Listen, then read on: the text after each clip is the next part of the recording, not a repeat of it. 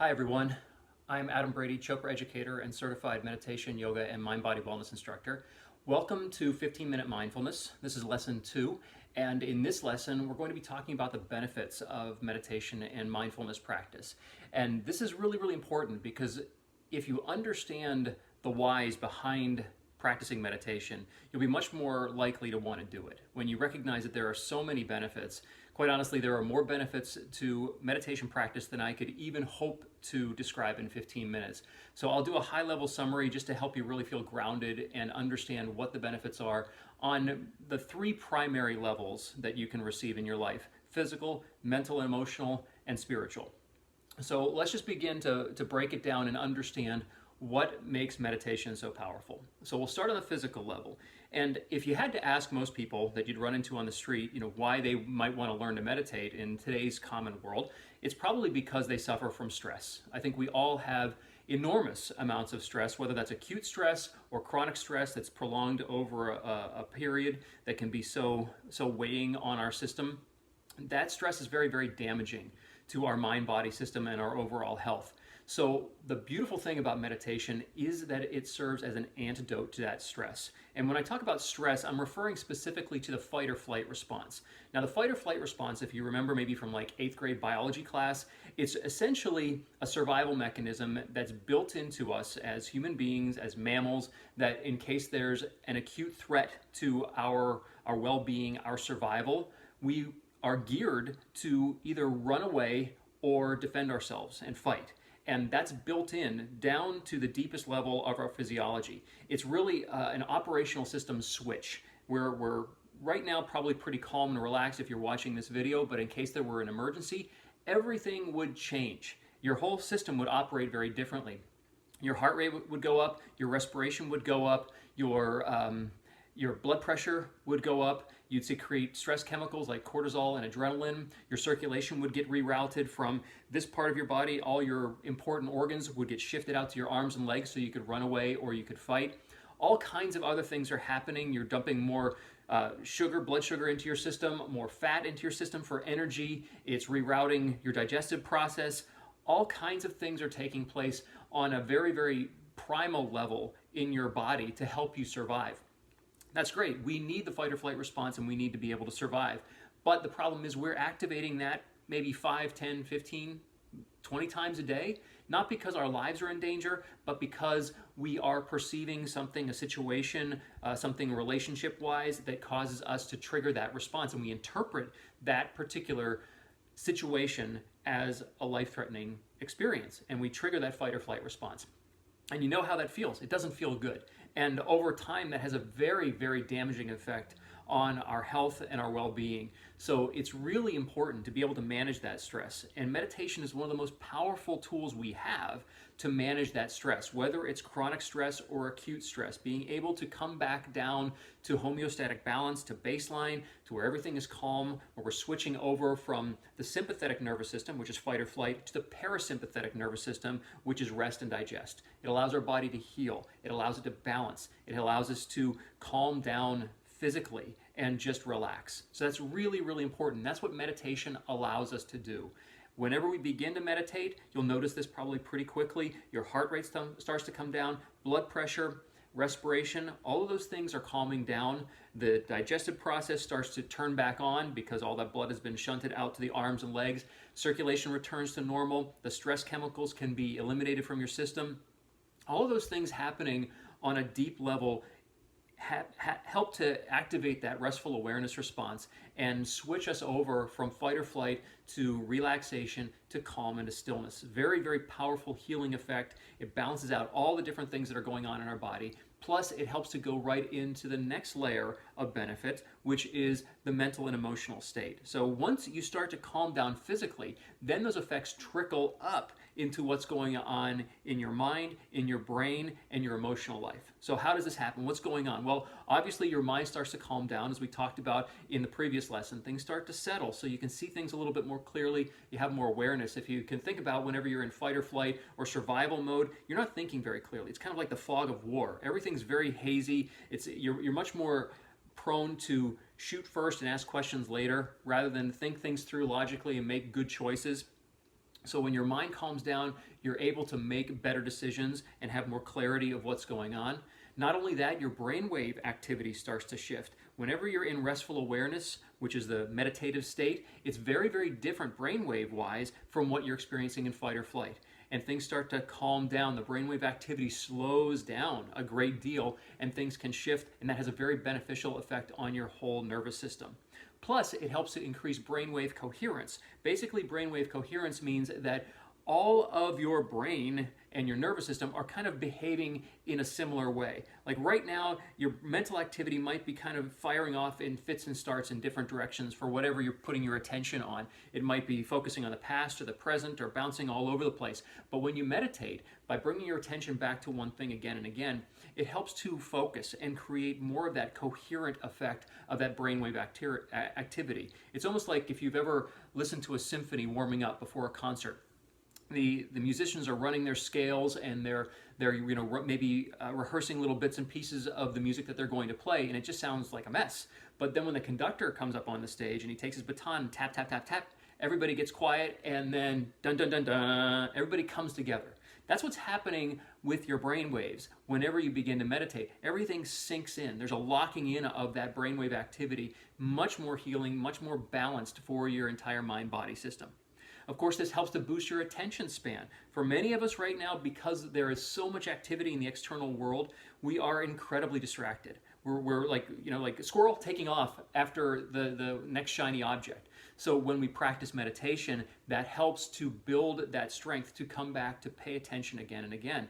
Through the practice of meditation, whether it's mindfulness practice and you're just noticing the coming and going of your breath, or maybe you're looking at a candle flame or the use of a mantra or some other practice where you're coming back again and again to the same focal point of attention, what that essentially is doing is like building a muscle. Like if you go to the gym and you do bicep curls again and again, your bicep is going to grow stronger because you are doing that activity over and over, repetition building on that skill. Mindfulness and meditation practice has the same effect. The more you do it again and again and again, the more it strengthens your attention span, your ability to pay attention right here and right now in the present moment. Lastly, like I said, there are more benefits to go into, but all I have time for right now, the last mental benefit I want to mention is it helps to build neuroplasticity.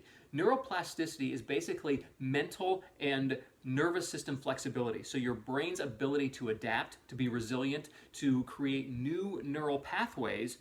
That happens through the practice of meditation because those mental pathways get stronger as you practice meditation again and again and again. So over time, your brain is much more able to adapt, to be resilient, to bounce back, and to find new ways and new creative solutions for whatever you happen to be going through in life.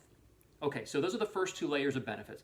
Physical benefits, mental and emotional benefits, those trickle over. Your relationships start to get better. You start to listen more. You're more attentive. You're more present. So all of those things, really, really powerful benefits at those levels.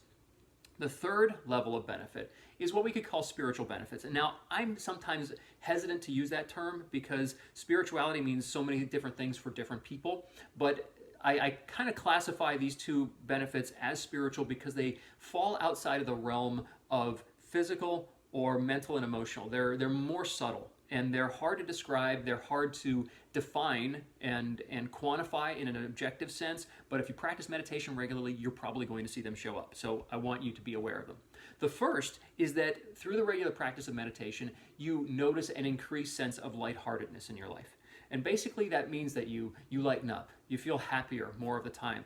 For whatever reason, long-term meditators just seem to be really happy people. And whether that's through different chemicals that are being released in the brain, different chemical cocktails and so forth, or if it's just a long-term practice and there's something much more subtle going on, it's hard to know right now, but basically through the practice of meditation, you feel happier, you feel more carefree, you take life less seriously because let's face it, most of us take our lives very, very seriously. We're kind of caught up in that fight or flight or that reactive mentality most of the time, which says, this is my body, this is my job, this is my title, this is my name, these are my positions and my possessions, and I am going to protect them and I am going to give my life for them potentially. So that's a very serious mindset, right? So when we practice meditation, we lighten up. We don't take ourselves so seriously. We're able to step back and say, at the end of this life experience, I want to have loved more. I want to have been happier. I want to have spread more joy and compassion and forgiveness throughout the world, rather than taking things so seriously. So for whatever reason, through regular meditation practice, you just lighten up. You just feel more relaxed, more calm, more happy, more centered, more fulfilled and content with whatever's going on in your life. And who doesn't want that? Okay? The second benefit, the spiritual benefit that is that you experience what we can sometimes call the spontaneous fulfillment of desire. And while the increased lightheartedness means that life feels better, you feel happier, the spontaneous fulfillment of desire means that life just feels easier. Things seem to flow for you. More and more of the time, you can find yourself at the right place at the right time. Things, without any proper explanation, just work out for you. You're just kind of in the flow of life, as like a lot of athletes say, that whenever they're in the zone, they're performing at their highest level and nothing gets in the way. They've got nothing but green lights the whole way through their performance, whatever that is. And you may have experienced moments like that in your life, whatever it happens to be. It could be when you're driving and it's literally nothing but green lights the whole way down, or you're performing, or you're doing something at work and everything just flows. Everything just moves so easily and effortlessly.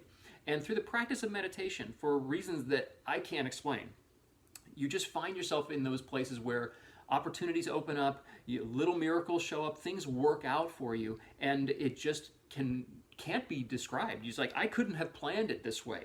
Things just continue to open up and work out for you in ways that defy description. So that's the spontaneous fulfillment of desire. And later on, we can talk about intentions and how your intentions seem to manifest on their own. Whenever you practice meditation, as your mind settles down, as all this mental stuff calms down, it allows energy and the fulfillment of your desires to flow more spontaneously through your system. So it doesn't hit as much resistance. So our bodies are just big tubes that move energy, mental energy, physical energy, biochemical energy. But if we've got all these blockages that create stress and basically like damming up the river of our energetic channels, or those channels that help us fulfill our desires and do what we want to in life, then that energy gets blocked. It's like, the hose on your house, if you're wanting to wash your car or water your lawn or whatever, and you tie a knot in it and turn the water on, it can't get through. In the same way, if we block or congest our system with all this anxiety and negative thinking, then that energy just can't flow. So the idea behind meditation is to allow that to settle, allow that stillness to pervade everything that we do, and then when we have intentions, whatever they are, they can just flow effortlessly and fulfill themselves naturally and on their own, spontaneously. So that's basically the idea. We've got the physical benefits primarily focused on managing stress, relieving the fight or flight response, and slipping into the restful awareness response. And then that cascades, that kind of serves as the umbrella for everything else that happens after that. Because once your body starts to settle down and you can come out of the stress response, then your mind settles. You get that brainwave coherence. You've got all those other benefits that are starting to happen. You increase your attention span. You have that neuroplasticity that increases. And then from there, the spiritual benefits. You just feel happier and more fulfilled in life, more content, and you can watch your desires becoming more easily fulfilled. So those are the core benefits to a regular meditation practice. And the regular part is pretty important, because the more you do this, what you're doing is reprogramming your nervous system. The more you are entering into that stillness, the more you carry that with you in whatever you do. So that's important to note, that the more you do it, the more these benefits are going to show up. If you're a spotty meditator, you'll get the benefits, don't get me wrong, but they probably won't accrue as quickly in your life. But I'm an advocate of people meditating no matter how frequently. So getting a meditation practice in whenever and wherever you can is great, but the more regularly you are, the more you're going to see these benefits. So hopefully you can see that there's value here. There's a lot of value. And as I said, there's just not enough time to go into all the benefits that meditation holds for us. But some amazing and really interesting research is constantly underway. New studies, like every year, coming out on the benefits of meditation. So I encourage you to look into those if you're interested in that type of thing. But if not, hopefully this has given you a breakdown and an understanding of why meditation can be so profoundly important in our lives right now. So take a look at those, review those, and see if there's enough to hook you. And that's usually what I try to do, is just make the benefits compelling enough, because if you feel like, wow, there's value here, then you're going to want to meditate, and you're going to want to do it regularly. And then the more you do it, then you're really going to experience the benefits, and you're going to want to do it again and again and again. So those are the benefits of meditation. Hopefully you enjoyed that. And now I will hopefully see you in the next lesson, when we'll be talking about the basics of the meditation practice that we're going to be learning. Thank you very much. Namaste.